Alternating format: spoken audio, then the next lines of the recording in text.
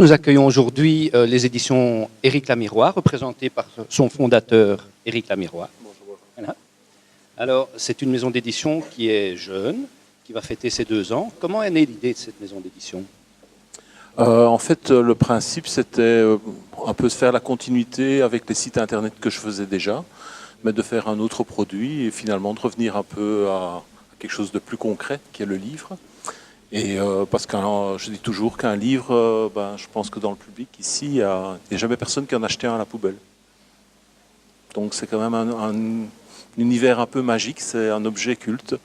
Et c'était un petit peu là-dedans qu'on voulait se lancer pour concrétiser certaines choses. Et tu faisais des sites internet déjà sur la littérature ou c'était tout à fait autre chose ? Non, c'est plutôt des sites internet qui concernent certains des auteurs qui sont déjà parus et d'autres qui vont encore arriver d'ailleurs. Mais c'est plus, ça suit des amitiés ou des connaissances en tout cas, comme Carlos Vaquera, dont on fait le site depuis de nombreuses années. Et donc c'est un peu le suivi, et puis c'est aussi un peu réaliser, je ne vais pas dire le rêve parce que c'est un peu pompeux, mais enfin c'est clairement quelque chose qu'ils n'avaient pas encore fait. Et quel était le concept de départ ? Tu avais tout de suite l'idée de faire travailler des people comme ça ? Pour moi, ce n'est pas des people, hein, donc c'est un peu particulier. On va rester en Belgique, où il n'y a pas de grandes vedettes, c'est donc des personnalités connues du public. Mais l'idée, c'est de se dire, bon, je le savais pour certains d'ailleurs, ils ont écrit des livres, mais ils ne les ont pas encore sortis. Il y en a encore d'autres d'ailleurs qui sont dans ce cas-là. Offrons ce livre au public, qu'ils puissent l'avoir. Et comment est-ce que tu pourrais présenter ta maison d'édition ? Quelle est sa spécificité ?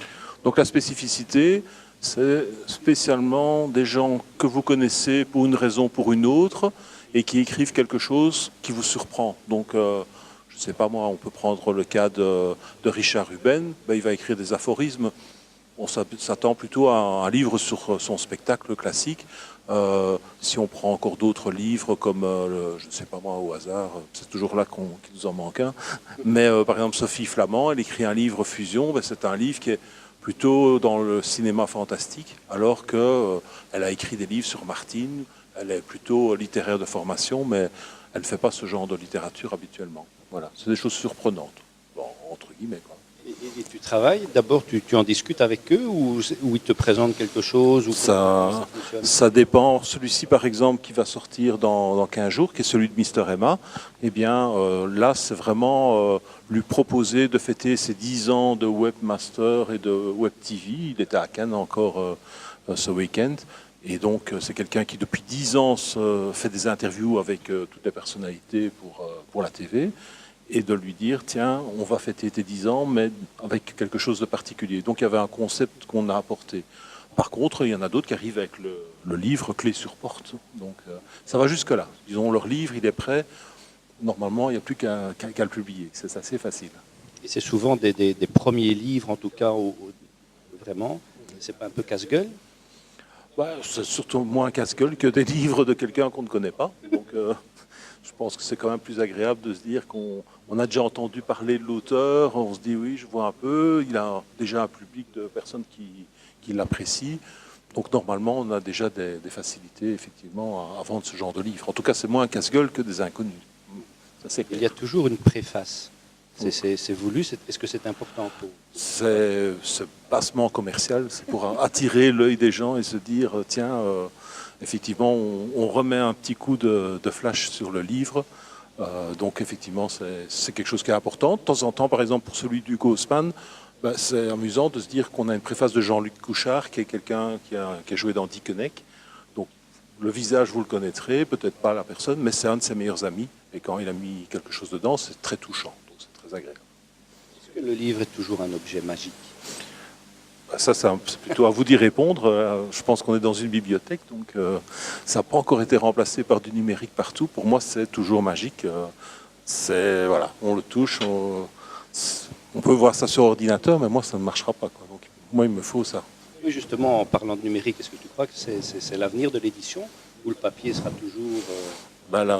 mon avis, l'avenir, c'est le papier, puisque pas loin d'ici à mai, il y a un éditeur numérique belge qui est en train d'imprimer ses livres en papier.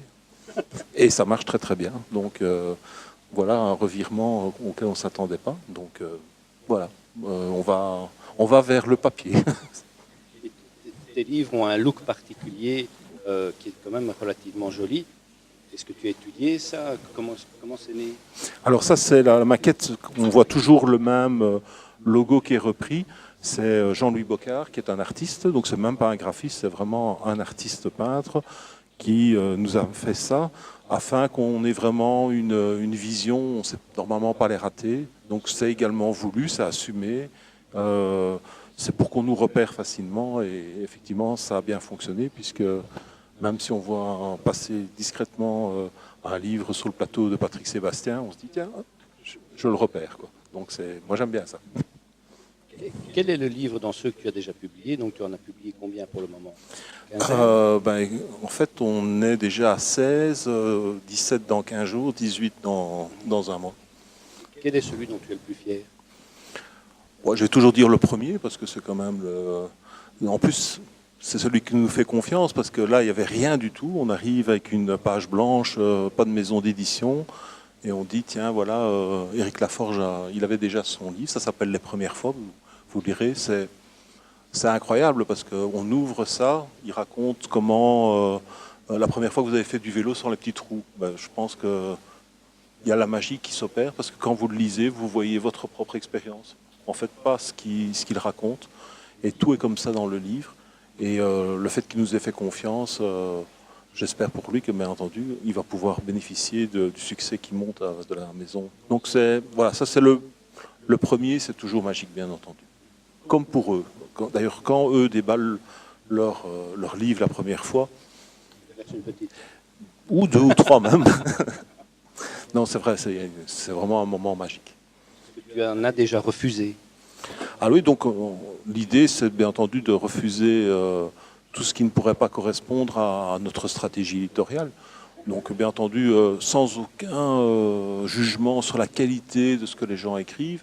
Les gens écrivent très très bien, il y a tout ce qu'il faut.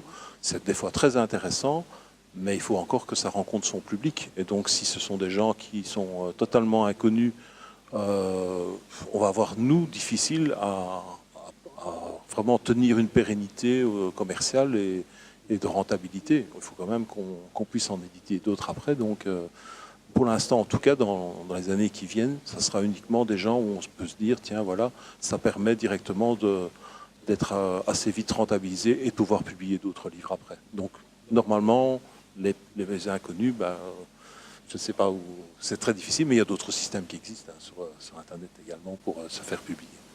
Et en tant qu'éditeur, quel est ton rêve? J'ai pas des rêves à très long terme parce que c'est toujours tous les 15 jours il y a des rêves qui se réalisent, donc c'est vraiment très gai. Donc je vais dire le rêve c'est simplement d'avoir chaque fois des belles aventures comme ça et des nouvelles personnalités qui arrivent. Mais il n'y en a pas une personnalité plus qu'une autre. Si le prince Philippe veut écrire un livre, moi je suis open, hein, bien entendu, ça pourrait être amusant. Mais à mon avis, la princesse Mathilde aura plus de choses à dire. Donc voilà. Est-ce qu'un éditeur en Belgique, on peut vivre de sa passion? Ah non, alors là, je vous arrête tout de suite, c'est une ASBL, donc c'est fait vraiment à part du côté commercial. Le but du jeu, c'est toujours uniquement de pouvoir rentrer dans nos frais et de pouvoir continuer d'éditer de plus en plus de livres, mais c'est absolument pas rentable. En tout cas, c'est pas un métier où on pourrait en vivre à plusieurs. Malheureusement, on ne peut plus pas engager beaucoup de personnes. On a toujours des gens, des freelance. On a un correcteur qui travaille pour nous, mais qui est indépendant. Donc tout ça est bien séparé. Mais au niveau rentabilité, si on arrive déjà dans nos frais, c'est impeccable. On ne demande pas plus. Quels sont tes projets? Alors les projets, là tout de suite, là maintenant Donc ça sort le 5 juin, c'est un scoop. C'est un livre, il n'y en a qu'un, hein, donc il ne faut pas essayer de l'acheter parce que c'est même une épreuve. Donc voilà, ça c'est pour le 5 juin. Le 18 juin, on sort le livre de Nicolas Beuthardt, qui est Monsieur Cinéma sur RTL. Et là, c'est un livre qui est très original parce qu'il est écrit uniquement avec des SMS. Donc de Sabine à Robert, voilà, je pense que ceci, de Robert à Sabine, voilà. Donc, mais en langage littéraire, hein, enfin pas du langage SMS. Et toute l'histoire sera comme ça. Donc ça, c'est le prochain livre qui sortira. Et puis alors, on va aussi sortir fin du mois de juin un livre CD. Là, c'est différent, c'est des slams. Ça s'appelle 11 slams. Et ça a été illustré par Patrick de Froimont. Et il y aura un CD de slam qui sera dans le livre. Donc ça, c'est encore un nouveau produit qu'on n'a pas encore abordé et qui sera disponible fin juin environ. Vous avez des questions?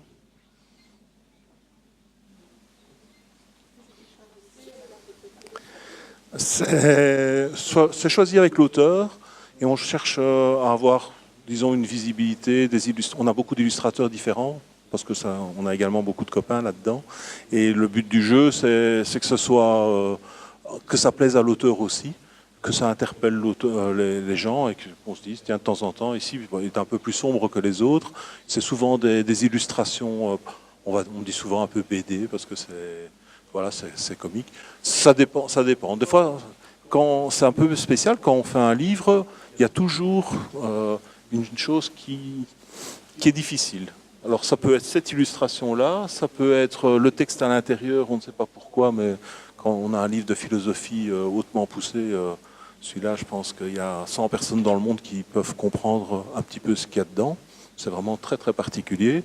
Voilà, il y a toujours une petite difficulté par rapport au reste du livre.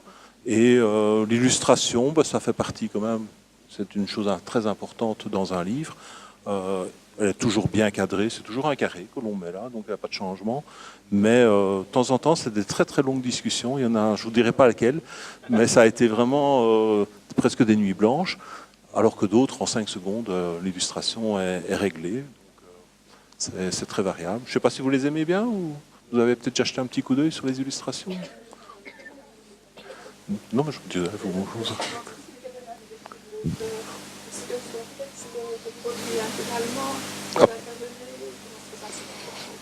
Absolument intégralement. La seule chose, c'est que moi, je mets un correcteur dessus parce que même quand ils ont leur propre correcteur et que ça a été lu, relu, etc., il y a toujours des fautes et je pense que malheureusement, voilà. Donc, là, c'est un professionnel qui passe après les 4-5 mains. C'est encore plus... C'est vraiment nécessaire et on a vraiment la chance de l'avoir parce que c'est un peu notre image aussi. Au début, c'était quand même assez compliqué. Par contre, au niveau du texte, on n'intervient pas.